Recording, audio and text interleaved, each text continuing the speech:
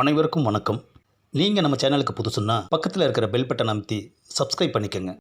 அப்பாடா, ஒரு வழியாக கடையை திறந்து முருகபெருமானுக்கு ஒரு பூஜையும் போட்டாச்சு. அப்பனே முருகபெருமான், இன்னைக்கு பிஸ்னஸ் அமோகமாக நடக்க நீதாம்பா ஹெல்ப் பண்ணணும். ஆஹா, சொல்லி முடிக்கவுமே நம்ம கஸ்டமர் வரானே ஐயா. ஃபோன் பண்ணணும். லோக்கலா, எஸ்டிடியா, ஐஎஸ்டியா? லோக்கல்ல இருந்து வெளிநாட்டுக்கு பண்ணணும். போதுமா? என்னது, லோக்கலில் இருந்தா? பின்ன உன் கடை லோக்கல் இல்லாமல் ஃபாரின்லையா இருக்குது? ஆமாப்பா, லோக்கலில் தான் இருக்குது. நீ போய் ஃபோன் பண்ணு போ. அப்பாடா, ஃபோன் பண்ணி முடிச்சு வந்துட்டான். பில்லை கொடுப்போம். ஆமாம், பில்லு எவ்வளோ? 150. என்ன அது, 1000 ரூபா கொடுக்குற? நீ தானே சொன்ன 150ன்னு. ஏப்பா, வெளிநாட்டுக்கு பேசியிருக்கப்பா. 150னா 150 ரூபா. ஆமாம், உன் கடை எங்கே இருக்குன்னு சொன்னேன். என் கடை லோக்கலில் இருக்குன்னு சொன்னேன். லோக்கல்ல இருந்து பண்ணினேன். நான் எதுக்கு உனக்கு ஐஎஸ்டி சார்ஜ் தரணும்?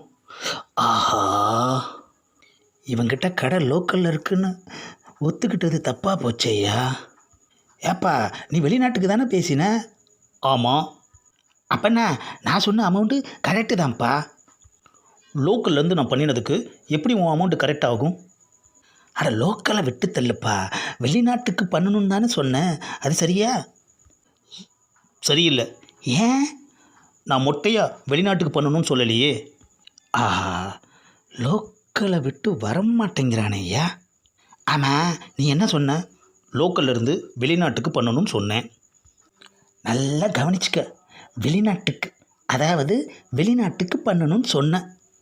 நான் ஒரு வெளிநாடு தானே சொன்னேன். நீ எதுக்கு 2 வெளிநாடு சொல்கிற?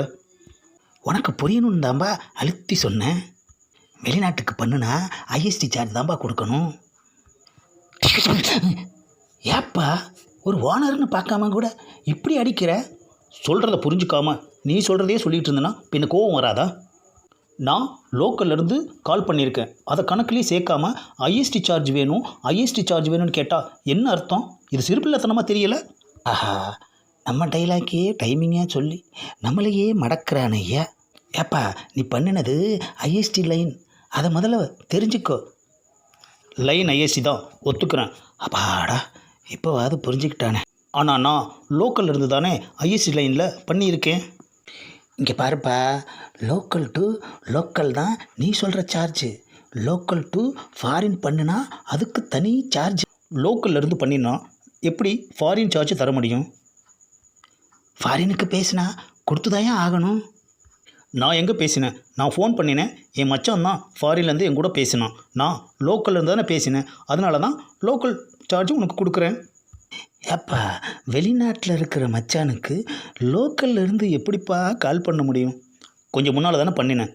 பார்க்காத மாதிரி கேட்குற. அதுக்கு பேர் தாயா ஐஎஸ்டி. அது எப்படி?